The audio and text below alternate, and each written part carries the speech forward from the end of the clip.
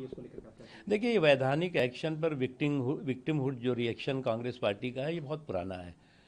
वैधानिक एक्शन पर आप विक्टिमहुड रिएक्शन करेंगे और उसके साथ ही साथ जो है वो कुनबा करप्शन की करतूत को पे भी जो है वो क्रांति का ताबूत लेके घूमता है।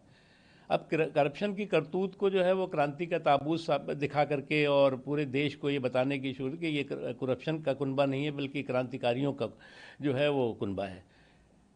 और दूसरी चीज़ ये कि इसमें जो है वो ना तो बीजेपी ने रपट, इस कपट पे बीजेपी की ना रपट है और ना ही जो है वो मोदी सरकार की उसमें रिपोर्ट है।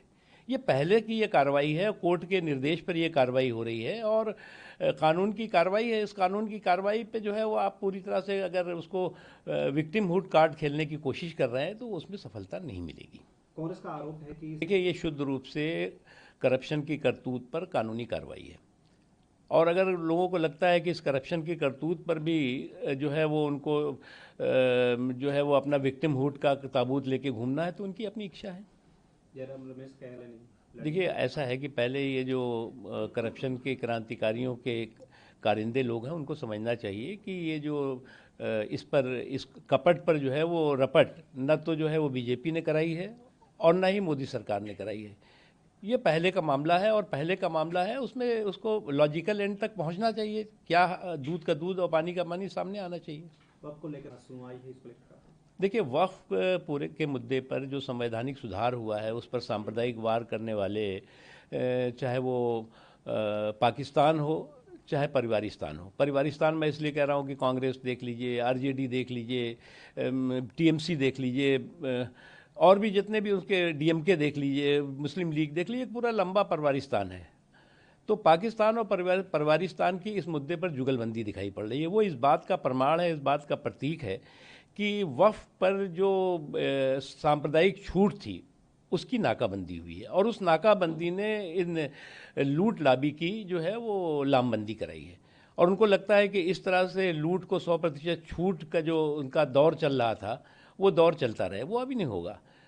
वक्फ का जो सुधार हुआ है इसमें जो भय और भ्रम का माहौल खड़ा करने की कोशिश कर रहे हैं वो लोग समाज को गुमराह करने की कोशिश कर रहे हैं। ये जो है वो न किसी की आस्था पर हमला है, न किसी की जो है वो आस्था से जुड़े हुए धार्मिक स्थलों पर कोई इस पर नुकसान है। ये शुद्ध रूप से जो है वो आस्था के संरक्षण और व्यवस्था के सुधार का से जुड़ा हुआ सुधार है ये। वह बिल्कुल लेकर बंगाल में हिंसक प्रोटेस्ट हो रहा है, उसके बाद ममता बनर्जी आज इमाम से भी मीटिंग कर रही है। देखो, ऐसा है कि कम्युनल जो कारीगर लोग हैं या जो कम्युनल कॉन्स्पिरेसी के कारीगर लोग हैं उनकी जो कॉन्फ्रेंस बुलाई है उन्होंने, ये भरोसा पैदा करने के लिए है या भय पैदा करने के लिए, ये तो बात की बात होगी। लेकिन उससे भी महत्वपूर्ण है कि जिस तरह से एक राज्य सरकार के आँखों के नीचे, आँख के सामने जो है वो इतनी बड़ी संख्या में लोग पलायन कर रहे हों और उसके बाद आप जो है वो कम्युनल कारीगरों की, क्रिमिनल करतूत वालों की कॉन्फ्रेंस कर रहे हों और उसके बाद जो है वो एक भी आप संदेश देने में नाकाम हो कि जो लोग भय से, जो लोग जुल्म और जुर्म से परेशान होकर के और राज्य से पलायन कर रहे हों उनको आप रोकने का एक भी प्रयास कर रहे हों, तो इससे तो दिखाई पड़ता है कि पूरी तरह से वहाँ की जो कॉन्स्टिट्यूशनल मशीनरी है, जो संवैधानिक व्यवस्था है, जो प्रशासनिक व्यवस्था है, वो क्लैप्स कर गई है।